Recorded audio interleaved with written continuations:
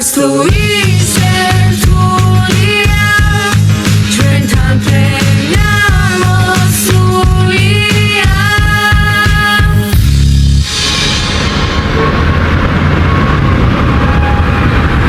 გამომრევი ბოლომდე არ ინდება რასწორე ამდე ხალხს სამყაროში ჩვენ ერთად ვიქნები გამომრევი ბოლომდე მეგობრებს ასაუძახე ამ გაზაფხულზე ყველას ერთად გეპატირები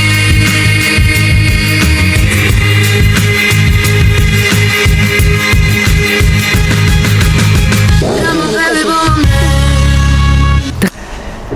მოგესალმებით, ეს არის პოდკასტი მთავარ როლში YouTube-ზე და სტუმრად გვყავს ქართული ენის და ლიტერატურის მასწავლებელი და ფილოსოფოსი ქალბატონი ლალი კიკვიძე. ფილოსოფოსი მეტის მეტია. ფილოლოგი კი. მოგესალმებით პირველად რიგში, როგორ ხართ? მადლობთ. როგორც შეეფერება დღევანდელ დღეს. პირველი კითხვა დღევანდელ დღეს, ანუ როგორიც არის გარემო, ფაქტობრივად ისე ვარ მეც. პირველი კითხვა მაქვს პირველად, როდის ვიხდით, რომ სიტყვა მხოლოდ კომუნიკაცია კი არა ძალაცაა. საკმაოდ ადრე მივხვდი, რომ ძალა იყო და საიდან იცით, ჯერ კიდევ ზღაპრებიდან. ზღაპრებიდან შემოვიდა ჩემში სიტყვის ძალა. თუ კითხულობდით ბავშვობაში, მე ძალიან მიყვარდა ზღაპრები და ამით დავიწყე, სხვადასხვა ტექსტებით, მაგრამ პირველი მაინც მახსოვს, რომ ეს ზღაპრები იყო და იქ არის ხოლმე, რომ აი იტყვიან სიტყვას და ამ სიტყვით ხდება სასწაული, ჯადოქრობა. ასე რომ სიტყვას რომ დიდი ძალა ჰქონდა, მართლა ჩემში შემოვიდა ზღაპრებიდან. მე მახსოვს ვკითხულობდი, ვთქვათ, რევაზინანიშვილს, ვკითხულობდი ვაჟა-ფშაველას. აი იქაც იყო ვაჟა-ფშაველას, თედორ აზიკაშვილსაც და იმ დროინდელ, იცი რა არის, აი ვისაც აქვს მაგალითად ბუნება, ვის გაპიროვნება ამ დროს რა ხდება, რა იწყება ადამიანში და ბავშვში. ბავშვი გრძნობს, რომ შეიძლება მართლაც ესაუბროს ბუნებას და ესაუბროს აქ სიტყვა მოდის, ხო? და იქაც სიტყვას აქვს მნიშვნელობა. ვესიტყვებოდი იმ ხეს, რომელ ხეზეც ავძურებოდი. მიყვარდა ავძურებოდი ხშირად ხოლმე ხეებზე. ნაყოფიც მიყვარდა და ამიტომ ის ხე იქნებოდა თუ ალბალი თუ სხვა ძალიან ისეთი ვიყავი მოგნით და ეტყობა ეს ვაჟას გავლენა იყო ნამდვილად, რომ სულ მეგონა, რომ ის ხე მე რაღაცას მიყვებოდა. ესაუბრებოდა და მეც ესაუბრებოდა რას ეხლა ეს ძალიან ძნელია ის გაიხსენო, მაგრამ ახსოვს უფრო ემოცია განცდა, ხო? ანუ საერთოდ ბავშვის ფანტაზია არის ძალიან ისეთი ზღვარდაუდებელი და აქედან გამომდინარე ის ყოველდღიური იყო თუ რაც მე მაინტერესებდა, ხო? რაღაც ისეთი კითხვები რაც მქონდა, სამყარო მინდოდა შემეცნო და როგორი იყო, აი იქიდან მოდიოდა მე პასუხი, ხო? რომ მათაც ტკიოდათ, რომ მათაც ვთქვათ იმ ხესაც რაღაც ის უხაროდა, ასე მიყვებოდა. რაღაცა იმას ჰქონდა საკითხი. ხო, რა თქმა უნდა, ეს იყო, მაგრამ აი ამას ნამდვილად ყვებავს მარტო მე არ ვიქნებოდი ამის შემოქმედი, რომ არა ზღაპარი, რომ არა ვაჟა, რომ არა რეზოინანიშვილი, რომ არა აი ის ჩვენი წერლობა საზოგადოდ, იაკობ გოგებაშვილიც მათ შორის, ხო იმის პატარა რაღაც მოთხრობები, საოცარი ტკბილი მოთხრობები აქვს არაჩვეულებრივი და მასწავლებლობა უფრო პროფესია თუ პასუხისმგებლობა? პროფესიაც არის, მაგრამ უდიდესი პასუხისმგებლობაა. პასუხისმგებლობა, ოღონდ მე არ ვთვლი, რომ მხოლოდ მასწავლებელს უნდა ჰქონდეს პასუხისმგებლობა. პასუხისმგებლობა ყველა მოქალაქეს უნდა ჰქონდეს, საზოგადოდ ადამიანს. ადამიანი თუ ხარ, გაქვს პასუხისმგებლობა. პასუხისმგებლობა შენი შინაგანი ხმაც არის. უბრალოდ მასწავლებელს კიდევ მეტი პასუხისმგებლობა აქვს ნამდვილად და დღევანდელ დღეს ძალიან ძნელია მასწავლებლობა მართლა ასე ვფიქრობ ურთულესია. ძალიან ვიღლებით. მასწავლებლები ვიღლებით მე არ ვამბობ რომ სხვები არ იღლებიან, მაგრამ აი ემოციურად იღლები მორალურადაც და იღლები ფიზიკურადაც. აი მარტო გონებრივად კი არა, აი ფიზიკურადაც იღლები. აი ყველაფერი, იმიტომ რომ ახლანდელი თაობის მართვა არ არის ათვილი, ხო? ვთქვათ, საბჭოთა პერიოდში იყო ასეთი მოქმედებდა სხვადასხვა დასჯის მექანიზმი, გააჩვენებდი ბავშვს, ჩუმადიჭდა და მორჩა. ხო? უნდა დაგმორჩილებოდა. მორჩა ხოლმე არ ისწავლებია. არა, ახლა მე არც მინდა სიმართლე გითხრა იციან, ალბათ ნიკა გახსოვს კიდეც ხანდახან რომ შემოსულან, მე სულ არ მინდა ისეთი კლასი მყავდეს ან მოსწავლეები, რომლებიც არ შემომეკამათებიან. კამათი ოღონდ რა თემაზე? იმ თემაზე სასწავლო და რაზეც საზოგადო თემებზე კი. უბრალოდ ეს არ უნდა გადაიზარდოს რაღაცა იქცევითი ნორმები, გამომვარდნილი არ უნდა იყოს და მორალური ჩარჩოებიდან არ უნდა ამოვარდეს. ამაზე, ხო, გეთანხმები. და დანარჩენი პირიქით ზოგჯერ როცა მისმენენ ჩუმად, ეს არ მომწონს. მithქვამს კიდეც რომ თქვენი აზრი გამოხატეთ, შემეკამათეთ, რა თქმა უნდა, ეხლა ეს უნდა იყოს, ხო, არ უნდა გადავიდეთ ამ ჩარჩოებიდან, პატივისცემის ზღვარს არ უნდა გავწდეთ და არც სხვათა შორის ამ მხრივ არიან ხოლმე ესე მოგეზიები, სწორად. ზოგჯერ როცა თავს იცავენ რამე, აი არასწორად გააკეთეს, აი მან იქ არ აქვს სხვა რითორი. ასეთ საზოგადო საკითხებზე როცა მსჯელობთ, კი ვუსმენთ ერთმანეთს შეძლებით და გვარად ნამდვილად. ამაცეც საერთოდ ბავშვზე ყველაზე მეტად მოქმედებს ადრე საბჭოთა სკოლა ასე განსაზღვრავდა და ხშირად ადამიანებიც ამბობდნენ რომ აი ნეტა მე მახსოვს როცა ბავშვი არასწორ ქმედებას რაღაცას ცუდად მოიქცეოდა ან ჩაიდენდა არასწორად რამეს იტყოდნენ აუ ვერთო ჩემო ეს ვინ არის ნეტა ამისი მასწავლებელი და ეს იყო წმინდად საბჭოთა მიდგომა, იმიტომ რომ დასამცირებელიც იყო ეს. რა თქმა უნდა, მაგრამ მეორე მხრივ იყო რომ აი ძალიან ვითომ მთელი პასუხისმგებლობა გადადიოდა მასწავლებელზე. ახლა ნახე რა არის ჩვენ ვიცით ფსიქოლოგებისგან, სოციოლოგებისგან, ყველასგან რომ პირველია ოჯახი, მერე გარემო და ბოლოა სკოლა. აი დააკვირდით რა გარემოში ვარ მე, ხო? გარემო რომ ზემოქმედებს ადამიანზე ამას ორი აზრი არ არის, ძალიან დიდ ზემოქმედებას ახდენს და მინდა გითხრა რომ როგორც კი რაიმე ცვლილება ხდება გარეთ, აი იმდენად გრძნობიარია სკოლა, მაშინვე აისახება. ან ყოველთვის ვამბობ, რომ რატო ბავშვი აგრესიული? იმიტომ რომ ოჯახიდან მოდის. ოჯახიდან და გარემოშიც იმდენი აგრესია, რომ თავის და ამისი გაუვნებელყოფა გიწევს შენ. და მე ბავშვებშიც გადადის, სხვაგან, სხვა ბავშვებში და მე უკვე ილიქება და უკვე მეორე ბავშვიც და ამიტომ შაბალის პასუხისმგებლობა უფრო რა აი ჯანსაღი იყოს მისი შვილი რა სკოლაში გაუშვას.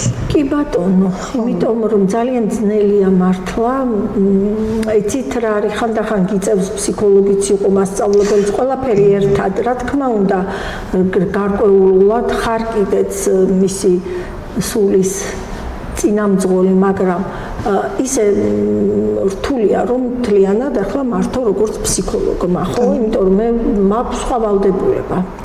სწავლება ეს რუტინაა და ეს არ არის მარტივი, რა თქმა უნდა, ეს დილემა უწოდა ჩვენმა ძალიან საინტერესო ფსიქოლოგმა, არაჩვეულებრივმა გენიოსმა, ხო, უსნაძემ სწავლებას. დილემა. იმიტომ რომ არ არის ადვილი, აი თამაში განაცუდია, მაგრამ ეხლა უკვე მე-11 კლასელებთან თამაში სწავლება ცოტა არ იყოს ჩემთვის მიუღებელი. და უკვე ის პირველ კლასში კი შეიძლება. პირველი 4 კლასი შეიძლება. შეიძლება ჩართო, რა თქმა უნდა, ის რუტინასაც უნდა მიაჩვიო, ეგრე არ არის ცალსახად მან. მაგრამ ეხლა მე-10 კლასში სულ ათამაშო ეგრე სად არის? უკვე თავის თავზე უნდა იცოდეს მუშაობა. ხალხა ბავშვი ვერ იქნება, სულ ვერ ითამაშოს მოსწავლე. კი, და წამოიქა მე-11-ში აბიტურიენტი ხარ და უნდა ითამაშო. ხო. ის ადრე ჩემი საყვარელი თამაში იყო, ქართულ დათლა იყო ჩემი მასწავლებელი და ეს ჯგუფებად დაყოფდა. ეს იყო ჩვენი საყვარელი თამაში და კითხვებს ვუსმავდით ერთმანეთს და ეს დიახ. ეგ კარგია, იქ არის კიდე როლური გათამაშებაც შეიძლება გააკეთო, მაგრამ ამისთვის თან გააჩნია კლასიც როგორია, როგორ მოყვება იქაც. კლასსაც თავის სპეციფიკა აქვს.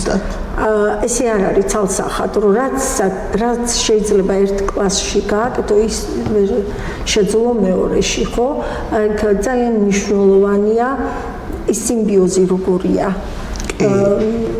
ამას აქვს მნიშვნელობა. ანუ ყველაერთნაირი ბავშვი ვერ იქნება და ანუ ვერც კლასი, ეგეთია. კი, დიახ, ძალიან განსხვავებული კლასები და თავისი ყველას თავისი ენერგია აქვს, თავისი მოწოდება, თავისი რა არის თქვენთვის ყველაზე რთული მოსწავლის განათლება თუ მისი გაინტერესება? ორივე რთულია, მე ვიტყოდი, არ არის მარტივი არც ერთი და არც მეორე. ორივე რთულია, მაგრამ უფრო განათლება გამოდის დაინტერესებიდან. თუ ცნობის წადილი არ აღეძრა, ის არ განათლდება და ვერ განათლდება, არ წაიკითხავს, არ მოისმენს, ხო, ცნობის წადილის აღძვრა ურთულესი რამ არის, რატომ ახლა? როცა ყველას ხო თავისი ინტერესი აქვს, აქ პიროვნული პირადი ოჯახი, გარემო და პლუს კიდე რას სწავლობს. და როგორ მიაწოდე, ხო? მაგრამ ერთს რომ ასე მიაწოდე, მეორეს ცოტა სხვანაირად უნდა. აი ესეც არის ეს ბალანსის დაცვა. თან ძალიან მნიშვნელოვანია, როცა მე შევდივარ მე-5 კლასში, ვთქვათ, ან მე-6-დან ვასწავლიან მე-8-დან, უკვე მათ ცოტა თავისებურად ჩამოყალიბებული ინტერესები აქვს. მე მასწავლებელი შეზღუდულია თქვათ პროგრამით, ხო? შეიძლება ის პროგრამული კი გადაარჩიო, ამოარჩიო, მაგრამ მაინც ერთგვარად გინდა რომ თან ასწავლო. გაიხედა, აი ეს ინტერესი და ცნობის წადილის აღძვრა შეიძლება ჩემს შემთხვევაში სწავლებას, აი ამ მიწოდებას თუ როგორ ვთქვა, ხო, სწავლებას შეეწიროს კიდეც. თუმცა მაინც პირველი არის ცნობის წადილის აღძვრა. ეს გამიკეთებია კიდეც ისეთი რამ, მაგალითად სულ არ არის საჭირო, რომ მე-8 კლასელებს შენ წაუკითხო ტექსტი, ხო, წესით მე-6 კლასში უნდა დამთავრდეს ეს. და ამათი ცნობის წადილი რომ აღმეძრა, მაგრამ რა არის მე რაღაცნაირად სულ დროში ვიწვევი, დრო არ მყოფნის. ქართულისთვის თვლი რომ ძალიან ცოტაა დრო, ის 5 საათი რაც გვაქვს. იმიტომ რომ მაინც ბევრ რამეს ასწავლი. ასწავლი მე არ ვგულისხმობ ტექსტების სწავლას, ან ვთქვათ კონკრეტული ლიტერატურული ტერმინების გააზრებას თუ რაღაცეების. ამას არ ვგულისხმობ. აქ არის იცით რას ვსწავლობთ ჩვენ, რაც მთავარი ადამიანობას პირველ რიგში და ეს რომ რაღაცნაირად მიიტანო ბავშვთან, ხო, ამას დროც სჭირდება. და დიდი შრომა, იმიტომ რომ დამოუკიდებლად მე კი ვაძლევ, არ კითხულობენ, ახლა გაჯეტების თაობაა და ეს ძალიან ბევრი დრომი აქვს ამ ყველაფერს, ხო? იქ ტელეფონს თუ კომპიუტერს ძალიან ბევრი დრომი აქვს და აქედან გამომდინარე თუ რამეს და რას დავაკვირდი, იცით, ესენი უფრო TikTok-ის თაობა იმდენად უცნაური შეიძლება იყოს ჩვენთვის და იცი და თაობისთვის, მაგრამ მე უკვე ვიცნობ ამ ბავშვებს. იცით რა არ შეუძლიათ, მაგალითად ფილმის ყურებაც კი არ შეუძლიათ თავიდან ბოლომდე. დასხდნენ და უყურონ ფილმებს. ნებისმოთა არ ყოფილ.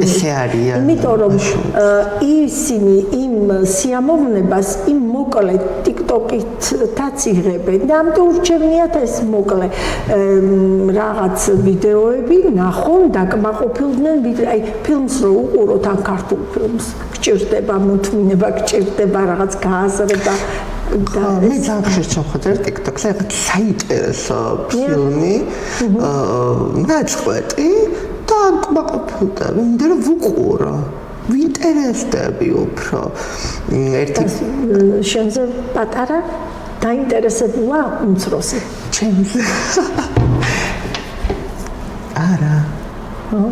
არა ეს არის რომ უკვე წარმოიდგინე თუ ადრე თაობებს შორის 10 წელიც ისეთი განსხვავება არ იყო მენტალობაში თუ მისწრაფებებში ეხლა ძალიან 5 წელიწად მე ჩემთვის ერთად გავისარდეთ 5 წელია სხვაობა ხო 5 წელია ხო ერთად გავისარდეთ ფაქტიურად და სხვადასხვა ინტერესები გვაქვს ფილმზე აი სულს ვერ ვუდებ გულს დრამას მელოდრამას ფილმს ის უფრო აი მძაფრ-სიუჟეტი არის ბავშვობიდან დაახლოებით 5-6 წლიდან უკვე ჰარი პოტერზე იყო გადართული რაღაცა და უფრო კომედია და აი სხვადასხვა ინტერესებით გვაქვს ფილმზე. არა ეს კი გასაგებია, უბრალოდ მე ის ვთქვი რომ ამ ბავშვებს განსაკუთრებით პატარებს ხო უჭირთ მთლიანი ფილმის ყურება, გადაახვევენ ან არ შეუძლიათ არ ყოფილიყო. საკმაყოფილდებიან იმ ნაწყვეტით რაღაცა. ხო, აი ეს არის საქმე ის არის რომ ცოტა ინტერესდება. ეს გამიკეთებია რამდენიმე ყოფილა კლასში, მაგრამ რომ გითხრა რომ ყველა დაინტერესებულა არა. მაინც არა. მე პირველად უკანასკნელად ვუყურე მეორედ არის რაღაც ფილმი ეს არის ხვისიშვილები არ ვქონდა არასდროს ნანახი და ხო და რომ ვნახე საფხულში ეს ნაწყვეტი და უკვე შევყევი იქნებ თან დავიტყურე თან მოვისიпле როი ბოლოს კი ძალიან ბოლოს გაყვება ეს ორი გოგო მასა მე მეორე დააბარულა ხალმეთ იმიტომ რომ ძალიან ისეთი იყო ჩემთვის ხო ქართულ ფილმებს ახლა კომედიებიც გვაქვს და მშვენიერი მაგრამ საერთოდ ქართული მწერლობაც ცოტა თავისებურია ბავშვები მეუბნებიან რომ გვიჭირს კითხვაო ქართული მწერლების ახლა ვინც მიკითხველია თორე საერთოდ მეც დავაქია რომ ვერ ვუდებ გულს მართლა ქართულ მწერლ მიჩვენე ცოტა უცხოური რატომ მეთქი ვკითხე ეს სუბუქად იკითხებაო ხო იმიტომ რომ ჩვენი რეალობა ისახება იმ ტექსტებში ხო და ეს რეალობა როგორიც იყო ისეთია წესით არ უნდა გავიქცეთ ამ რეალობას და ეხლა კონკრეტულად როცა ვაძლევ ბავშვს ვცდილობ შევურჩიო ასაკის დამიხედვით ვურჩევ ხოლმე ლიტერატურას მაგრამ იცი რა არის გულსატკენი ადრე ასე თუ ისე კითხულობდნენ რაღაცა აი გარკვეული ნაწილი თუნდაც აი 10 წლის წინ რომ დაამთავრეს ის ბავშვები კითხულობდნენ 5 წლის წინაც რომ დაამთავრეს ისინიც ესენი უფრო ნაკლებს კითხულობენ ან კითხველთა რაოდენობა იკლებს მე ვიცი რომ ახლა ყველა უნდა იყოს მკითხველი და ვერ იქნება კითხველი უბრალოდ ჩემი სურვილია რომ ყველას შეეძლოს კითხვა სურვილია იცი რატო არის კიდე კითხვა კარგი იმიტომ რომ ფანტაზიის უნარს გიადვენებს რა თქმა უნდა წარმოსახვას და ამ შემოქმედებით უნარს სწორედ რომ კითხვა გიწაფავს ზუსტად მე არის რაღაცა მომენტები როცა მკითხულობ რაღაც წიგნებს ეგრევე წამშემართვება ფანტაზიის წარმოსახვისთან და ეს როგორ გააკეთეს? ეს ამის გარეშე კიდევ ადამიანი რითი განსხვავდება მართლა ცხოველისგან? კითხვით არა, წარმოსახვა არა აქვს, ხო ასუროვნება კი, მაგრამ რაღაც გარკვეული ისეთი აზრიანი ქმედებები აქვთ ცხოველებსაც, მაგრამ წარმოსახვა არა. აი წარმოსახვით და ეს წარმოსახვა არის უფრო მაღალი დონე, ლოგიკური აზროვნებაც არის საჭირო იქ და მხატვრულიც და ამას ავითარებს სწორედ კითხვა.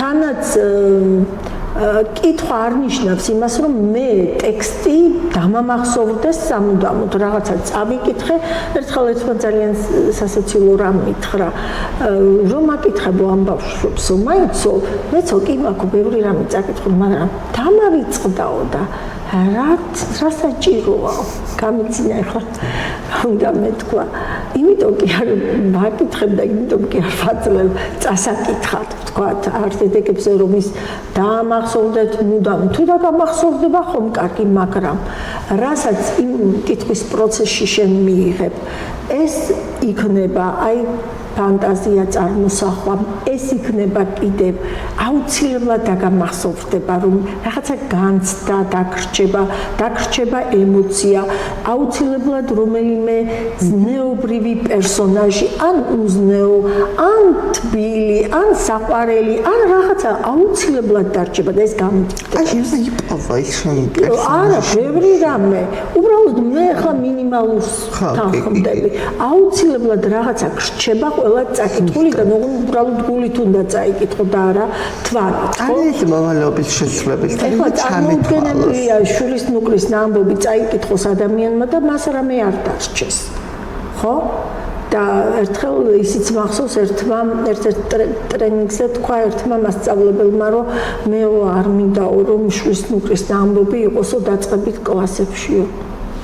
გავუცდიდნენ და რატომ მეთქი და იმიტომ რომ ძალიან განიცდიანო აი მან კი ვეღარ გავჭერდი ეგ არის კარგი რომ განიცდიან დიახ უნდა განიცადოს დიახ უნდა ეტკინოს დიახ უნდა ჩასწრდეს და მიიღოს იტიროს ამითი არაფერი არ შევდება პირიქით ამითი თანალმობის გრძნობა კიდევ უფრო უძლიერდება, ხო? მეორენაირად ემპათია. და ეს გვაკლია ჩვენ საზოგადოებას ეს აკლია დღეს და თან ძალიან. აი როგორ ფიქრობ, თანამედროვე ახალგაზრდები ქართულ ენას უფრთხილდები თუ ნელ-ნელა ვკარგავთ მის სიღრმეს? იცით რა არის ეს დღევანდელი პრობლემა არ არის ყველა საუკუნეში იყო ეს პრობლემა და დღესაც არის იგივე მაგალითად საბჭოთა პერიოდში როცა რუსეთი იყო აქ და მანამდე კიდევ ვთქვათ აკაკი ილიამაზე წერდნენ და მიხეილ ჯავახიშვილიც მე ხო ძალიან ქართული ენა ფაქტობრივად უარყოფილი იყო ვიცით ჩვენ ხო რუსები ყველანაირად ცდილობდნენ რუსეთის იმპერია ცდილობდა განედევნა საქართველოდან ქართული ენა და ეს იმას ნიშნავს რომ თუ გინდა დაიმორჩილო ერი პირველ რიგში სწორედ უნდა წაართვა ენა ენას ძალიან დიდი მნიშვნელობა აქვს და ეს ძალიან კარგად იცის დამპყრობელმა ყველა მიცოდა და მით უფრო რუსებმა იცოდნენ ჯერ კიდევ გრიგოლ ხანძთელის დროს გიორგი მერჩულე ძალიან საინტერესო რამეს ამბობს ქართლად ფრიადი ქვეყანა იაღირაცხების რომელსაც აშინა ქართულითა ენითა ჟამი შეიწირვის და ლოცვაი აღესრულების იმ ეპოქაში საქართველო ერთიანი არ არის მაგრამ აერთიანებს ენა და რწმენა და აქ უპირველესი კიდევ ენა ხო ქართულ ენაზე რომ ხდება ჟამის წირვა ისა ლოცვა და წირვა აი ეს არის აქ მნიშვნელოვანი ეს აერთიანებს ანუ ენა და რწმენა აერთიანებს გაყოფილ საქართველოს. ასე რომ ენა არის ჩვენი იდენტობა. ენა არის თან ქართული ენა ძალიან საინტერესოა. ყველა მხრივ. ამ ენაში ჩვენი ისტორია, ჩვენი კულტურა, ჩვენი მეობა, ჩვენი ფსიქოლოგია ყველაფერი ჩანს, ჩვენი სულიერი მდგომარეობა, ვინ ვიყავით, რანი ვიყავით. ყველაფერი ჩანს ენაში, იცით? ენის კვლევით შეიძლება გამოიკულიო ის ერი. ვინ არის, რა არის, რა უქმნია, რა გაუწია სამყაროსთვის, რა მიუწია საერთოდ ამ დედამიწისთვის რა გაუღია, გაიგო. და ქართულ ენას რაც შეეხება დღეს, ხო, ქართველი ბავშვები ისე ვერ სწავლობენ და არ სწავლობენ. ეს ისევე როგორც იყო მე აი საბჭოთა პერიოდზე აღარაფერი ვთქვი მე წეღან, საბჭოთა პერიოდშიც ქართული ენა თითქოს კარგი დიქტორები კი ყავდა, გამართულად საუბრობდნენ, მაგრამ სამაგიეროდ ადამიანები, ხალხი, ერი ძალიან ბევრ ბარბარიზმს იყენებდა და კლიშეები იყო იმ დროსაც ძალიან ბევრი და არ საუბრობდით სწორად და კარგად, ხო, გამართული ქართულით. არა. ვინც კითხულობდა, ის უკეთესად საუბრობდა, ვინც სწავლობდა, ვთქვათ, სტუდიურობდა, ხო, ძალიან ბევრი ბარბარიზმი იყო და ლექსიკა გაღარებებული. ახლა ინგლისურმა ჩაანაცვლა, შეიძლება ასე ითქვას, ის ძველი თაობა იყენებს, ვთქვათ, და ახლებიც იყენებენ, ისე ასრზე არ არიან, რას ნიშნავს, აი გეტყვიან იქ კაროჩეს თუ რაღაცას ასე იტყვიან, ხო? და ის არის ინგლისური ბევრი ტერმინი სიტყვა შემოვიდა ისეთი დამკვიდრდა, რომელიც არ არის საჭირო, ხო? აი მაგალითად იტყვიან წვეულებაზე მივდივარ, ან შაბათკვირის გასეირნებას, ხო, ინგლისურად ამბობენ რატომღაც და საზოგადოდ ეს ჩვენი დიდი დანაშაულიაერისაც და ვერისაც ყველას. მაგრამ ასეც ხო იყო რუსულ ქართულს ცხოვრობდნენ. ხო, ურევდნენ, მაგრამ რაც მთავარია წინადადების წყობა მაინც შენარჩუნებული იყო სინტაქსი, ახლა სინტაქსიც ირღვევა და ეს ცუდია, აგება წინადადების, ხო? ეს ჩვენ აზროვნებას ძალიან დიდად ურტყამს ასროვნებას. არ შეიძლება ასე რომ წინადადება წარმოთქვა შენ როგორც ამბობს ინგლისელი ისე. ქართველი სხვანაირად აგებს წინადადებას, ინგლისელი სხვანაირად, რუსი სხვანაირად, რა თქმა უნდა. ადრეც იყო და ახლაც არის. მაგრამ საქმე ის არის, რომ ადრეც ვიღაც იბრძოდა ამის წინააღმდეგი იყო, ხო? ჩვენთან ეროვნული მოძრაობა რით დაიწყო? ენის საკითხით. და სხვათა შორის მე-19 საუკუნეში საქართველოს გამოფხიზლება ენის საკითხით დაიწყო, როცა. ასე რომ ენა ძალიან მნიშვნელოვანია. ენა ყველაფერია. ენაზე გამოგცემდა ახლა ერთი ისტორია ჩვენს დამწერლობაზე. მაშინ 2 წლის იმყავი ჩემ დასთან ერთად, თავის თანამშრომლებთან და კლავიატურაზე აჩვენა ჩვენი ქართული შრიფტი. და გაგიშდა ერთი გოგო, თქვენის გაქვთ ხო? დამწერლობა. ანბანიო. კი, ანბანური დამწერლობა ცოტა სოფლიოში ხო რაღაც 14 უნდა იყოს ანბანური. და ერთ-ერთი ჩვენია და თანაც კიდევ არის ძალიან ლამაზი ხო, აღიარეს სოფლიო აღიარა და თან ძალიან ენათა ჯგუფ, არც ერთ ენათა ჯგუფში არ არის. ცალკეა ქართულური ენათა ჯგუფი, ცალკეა. თუმცა იყო პერიოდი, როცა უნდათ რატომღაც ინდოევროპულთან პულს მივტმასნოდით. ეს გამყრელიძეს ჰქონდა ამისი ცდელობა და ივანოვი გამყრელიძე ასე გააკეთეს მონოგრაფია მათ, მაგრამ მე რეალურად ვერ დადასტურდა, არ დადასტურდა და იმიტომ რომ რეალურად განსხვავებულია და ახალ-ახალი აღმოჩენები და არტეფაქტები კიდევ ამას ადასტურებს. არსებობს სიტყვა ქართულ ენაში, რომელიც თქვენი აზრით ყველაზე ლამაზად გამოხატავს ადამიანის შინაგან სამყაროს? ყველაზე ლამაზად, რა ვიცი, ჩემთვის როგორია, იცით სიტყვა. ჩემთვის ქართული და სიტყვა, ცუდი სიტყვა არ არსებობს. უბრალოდ ჩვენ რა აზრით წარმოვთქვამთ და რა კონტექსტში და როგორ თორე. ჩემთვის ის სიტყვა, რასაც ვიტყვით, ხომ, და ვამბობთ, ის არის აღმნიშვნელი იმისა და უნდა იყოს ასეთია, ყველა ძვირფასია, მოკლედ. ხო, არ ვიცი, არ მიფიქრია, რომ კონკრეტული რომელიმე სიტყვა ასე. კი, არის ისეთი სიტყვები, რომელიც ხო, შედარებით ელამუნება ყურს, ხო? შეიძლება იყოს. ასე გგონია რომ ლამაზია, მაგრამ რას ამბობ და როგორ ამბობ, როგორ კონტექსტში, როგორ შინაარსში, ამას აქვს ძალიან დიდი მნიშვნელობა. ამიტომ ვიტყვი, რომ ჩემთვის ძალიან ბევრი სიტყვა ძვირფასი, ლამაზი, მშვენიერი და რითიც შეიძლება გამოიხატოს აი სწორედ ეს სულის მშვენიერება. აი რომელი ქართველი წერლის ნაწარმოებია დღეს განსაკუთრებით აქტუალური და რატო? ერთის არა,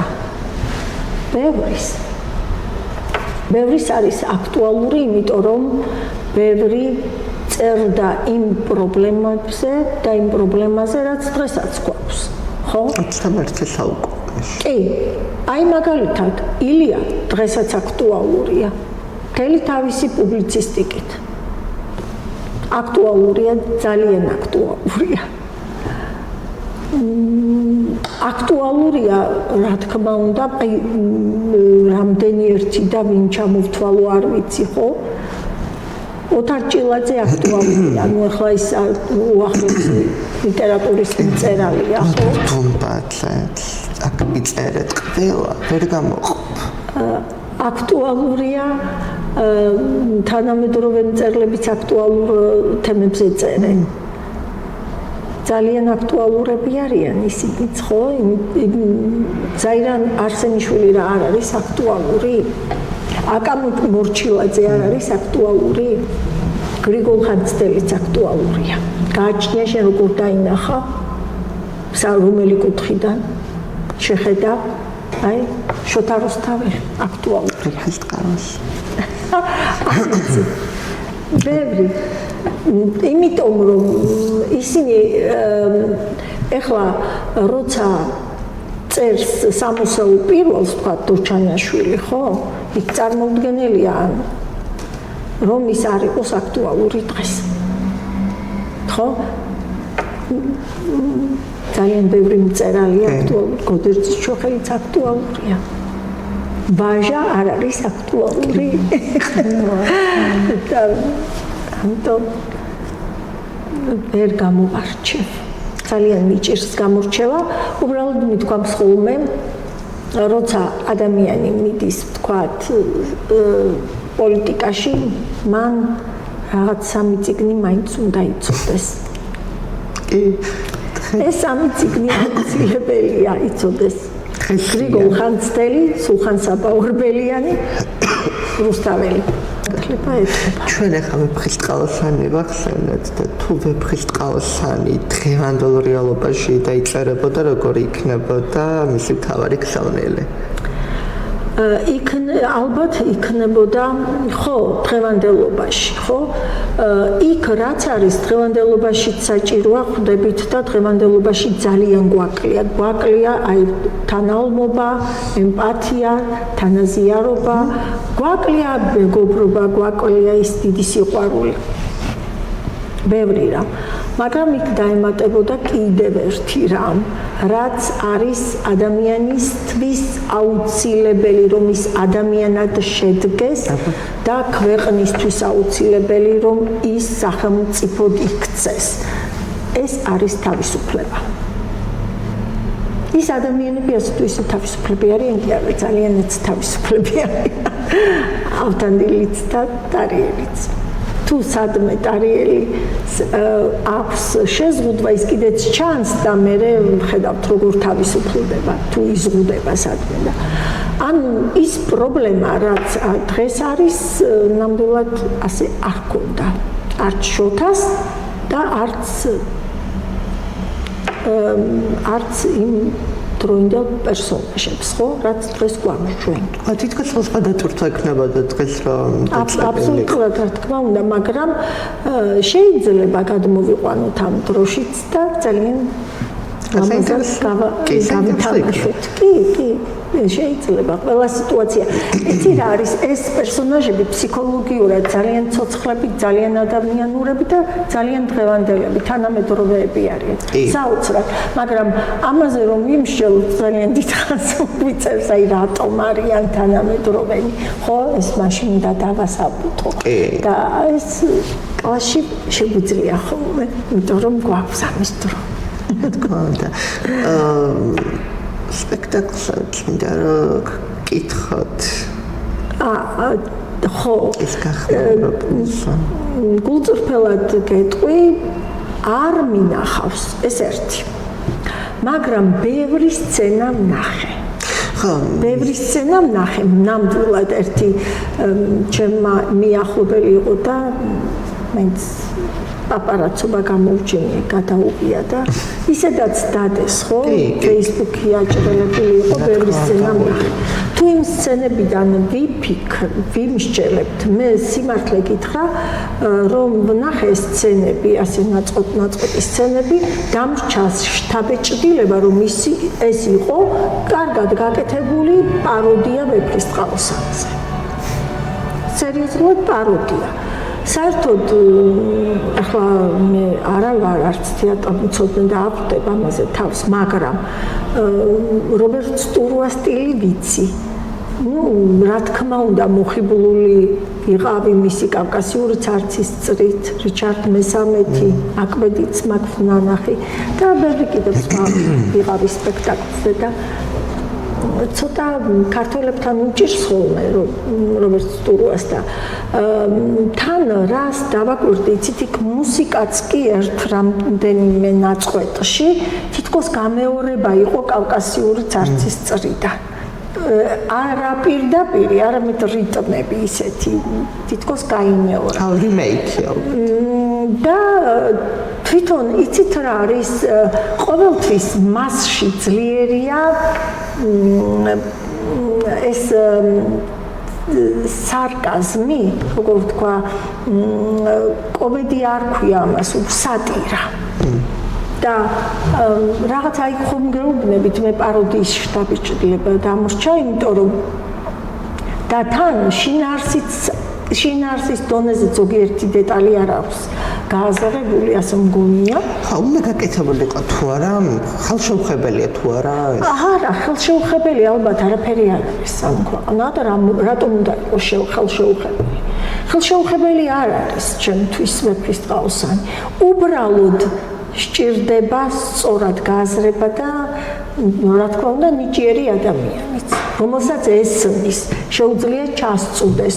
არ ვიცი როგორ მე ვერ დავდგამდი, მე ვერ გავაკეთებდი, რა თქმა უნდა, მაგრამ ის რომ ეხლა როსტევანი მე სულ სხვანაირია, ჩემი როსტევანი, წარმოუდგენლად, აი რა, ყოველთვის ძნელია შენსას დაამთხვიოს ხვისი წარმოდგენილი და წარმოდგენა და წარმოსახვა, მაგრამ მსგავსება ან შეიძლება განსხვავებული იყოს, მაგრამ მაინც ახსოვანდება. შეიძლება გახსენეთ ახლა. მე ის როსტევანი რატო დაფორთხავდა ის მიწაზე ვერ გავიგე ძირს, იქ რატომ დარბის ჯოხით თინათინი, რაღაცა უცნაური, ან რატომ მართლა რატომ ყვირიან ასე ისტერიულად.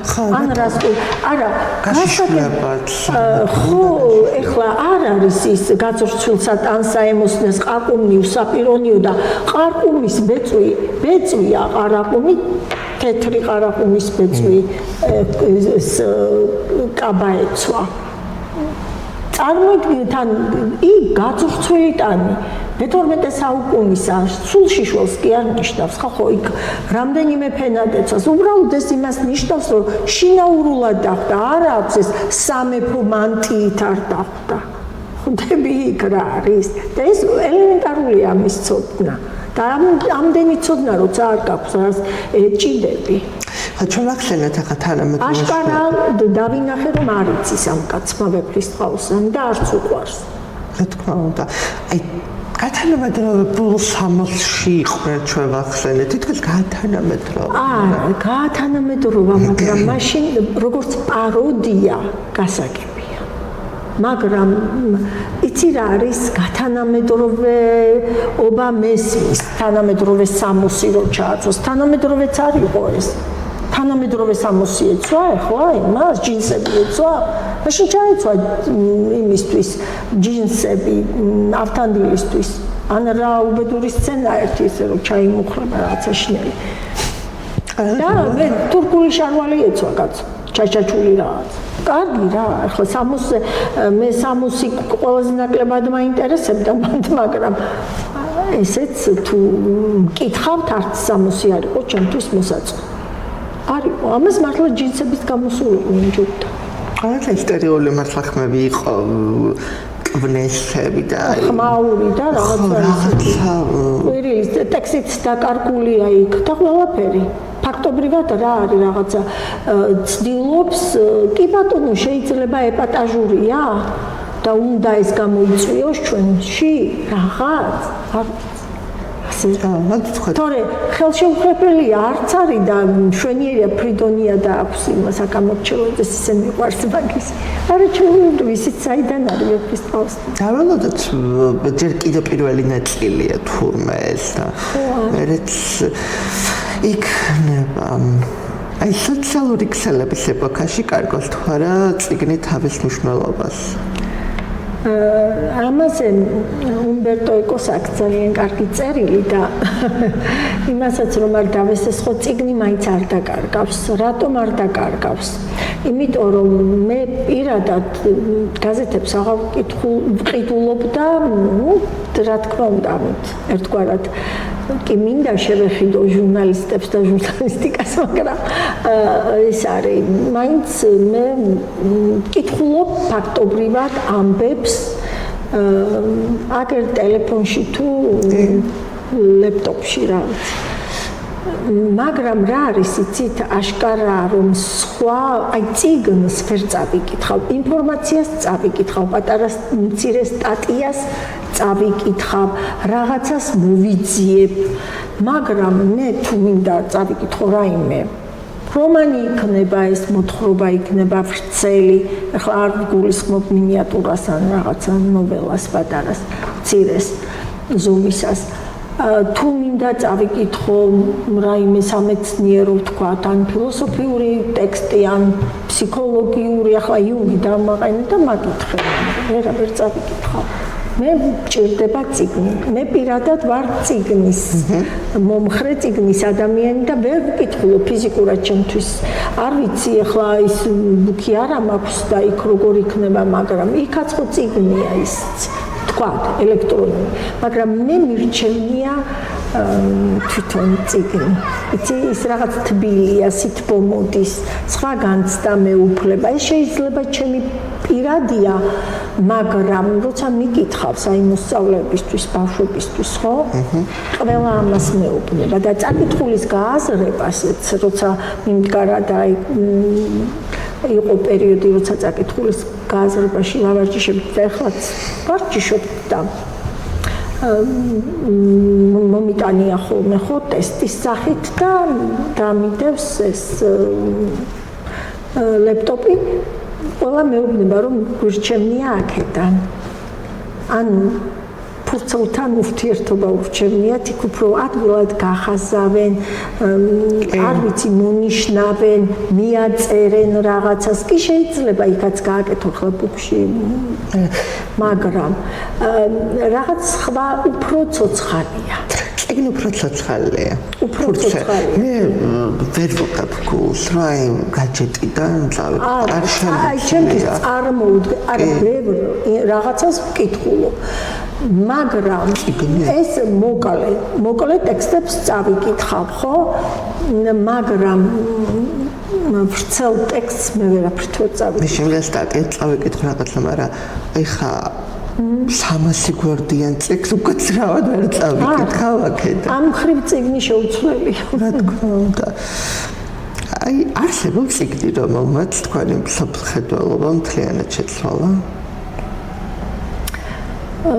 იცით რა არის როცა ბევრმა წიგნმა იმოქმედა ჩემზე და ახლაც რო ვკითხულობ რაღაცების უმრჩება ხოლმე მაგრამ რამაც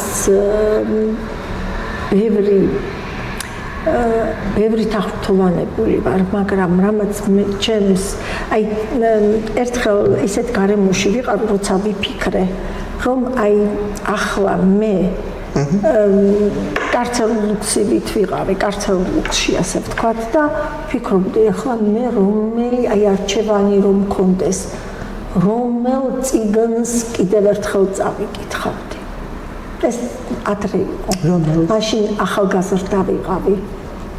და უცნაური რამე ჩემს თავში მე თვითონ აღმოვაჩინე ისეთი რამ, რაც არც კი მეგონა. აი რა მე ძალიან ბევრი საყვარელი მწერალი მყავს და ბოლო რაღაცა ერთი წიგნი ან ორი წიგნი რომ ყოფილიყო და აი რომ დავფიქრდი რომელი მენდომებოდა ახლა და მივხვდი რომ მინდოდა ვეფხისტყაოსანი და სახარება მხოლოდ ამ წიგნებს წავიკითხავდი იმ მომენტში იქ ანუ ჩემთვის ეს ეს ორი წიგნია მთავარი. ხადროლობა შეგეცვალათ, ხო? არა, შემეცვალა მანამდეც ალბათ, მაგრამ მაშინ მივხვდი რომ ეს ყოფილა ნამდვილად ჩემ. იცით რა არის თუ შენ რაღაც ზღურულ მდგომარეობაში არ მოხვედრილ ხარ, შეიძლება თქვა რომ ჩემთვის ეს არის მთავარი წიგნი, ან ის არის, ან მთავარი წიგნი მაინც სახარება და ხო. და ოღონდ ეს ადრეც მიფიქრი ალბათ ასე იქნება, მაგრამ არ ვიყავი დარწმუნებული. არ ვიყავი, იმიტომ რომ ხომ გეუბნებით, შეიძლება ხომ არ ვკეკლუცო. იმიტომ რომ ხომ არა რომ ეს ასე ვიცით, გადამოცემითაც რომ ეს ვეფხისტყაოსანია. მე ეს საკმაოდ ახალგაზრდამ გამოვიარე. მეორე წელით რო გავიდეს, მაინც არ შეიძლება. არა, ვეფხისტყაოსანი ეს არის სასიცოცხლო ენერგია ჩემთვის და ძალა. ჩემი რაღაცა საიდუმლო. შეიძლება თუ არა ერთმა და ორმა სწორად ნათქვამმა წინადადებამ ადამიანის ცხოვრება შეცვალოს. რა თქმა უნდა. შეიძლება. ნამდვილად. შეიძლება იმხელა ძალა მოგცეს, როგორ გითხრა, რასაც არ ფიქრობ რომ ვერ შეძლებ, ის შეძლო. ძალიან მნიშვნელოვანია ღმერთმა მისცეს ბევრს ამის ძალა, რომ სწორად თქვას ეს წინადადება და სწორი გეზი მისცეს ადამიანს და სწორად გაამხნევს. ეს რთულია. კი, ყოფილა, როგორ არა, დიდი ნუგეში მოუწია რაღაც თუნდაც შეიძლება ჩემკენ მომართული არ ყოფილიყო, მაგრამ აი ამომიკითხავს თქვათ ტექსტი, ხო? ძალიან ბევრს ნიშნავს, რა თქმა უნდა, იმიტომ რომ თავიდანვე შევთანხმდით, ხო? სიტყვას დიდი ძალა აქვს. თან როგორი ტყვი, რა მაგიით ტყვი. ნუ თავისი მაგია აქვს. რა თქმა უნდა. რა არის თავისუფლება, არჩევანის შესაძლებლობა თუ საკუთარ თავთან შემშვიდე? ორივე ერთად. ორივეა. იმიტომ რომ თუ და ის არის პირველ რიგში რა თქმა უნდა თავისუფლება შენშია. აი ეს უნდა დაინახოს ადამიანმა. ეს უნდა აგრძნობინო. თუ შენ იპოვი შენში თავისუფლებას, მერე გარეთაც ეცდები რომ სხვასაც აპოვნინო. სხვასაც გადასცე ეს თავისუფლება. თუ არა და ვერა. არსებობს ხო? თავისუფლება? ეხლა ამ სიტუაციებში. აქაც არიან თავისუფალი ადამიანები. ვინც იბრძვის თავისუფლებისთვის, ის უკვე თავისუფალია. ხო? ვინც არ უშინდება. არ უშინდება სიტყვის თავისუფლებას. ხო, სიტყვის ყველა რა თქმა უნდა. ეს არის პირველ რიგში რომ არ უშინდები ამბობ. ახლა მეტი ჩვენ ხმალს ხო ვერ ავიღებთ ხელში და გავარდებით რაღაც ასე პირდაპირ საბრძოლველად, ხო? სწორედ რომ პირველ რიგში, ამიტომ არის ლიტერატურა ძალიან საინტერესო. ის გაძლევს შენ ძალას, იყო თავისუფალი. ძალიან დიდ ძალას გაძლევს. და თავისუფლება ჯერ ადამიანმა იცით როგორ არის კიდევ თუნდაც სადაც არ უნდა მოხვდე როგორ ტყვეობაშიც არ უნდა იყო თუ შენ ხარ თავისუფალი თავისუფლება ეხლა ხო ძალიან პირობითია მე კი მინდა გავფრინდე მაგრამ ფრთები ხომ ვერ გამომესხმე ანუ მე რითი ვარ თავისუფალი ჩემი გონებით ჩემი აზროვნებით, ჩემი შინაგანი მეტი, ხო? აი ეს არის. აი თქვენი აზრით ბედის წერა არსებობს თუ ყველაფერს თავად თქვით? ბედიც და გამარჯვება ღმერთსა უნდეს მოცაკვდების. ბედი ბრძოლაა. და ეს ბრძოლა. და გამარჯვება თუ ღმერთს უნდა მიიღე. და თუ შენც გინდა რა თქმა უნდა ეხლა მეფრის ყაოსნის სიტყვებით თქვი მაგრამ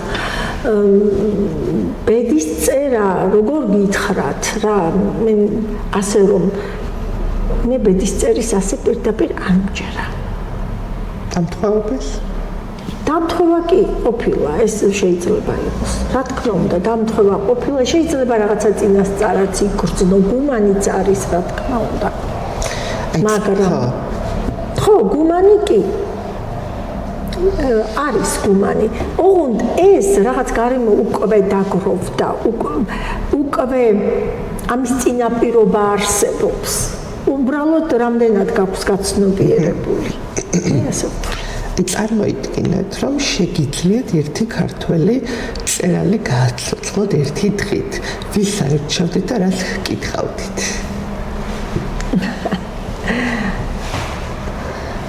წერა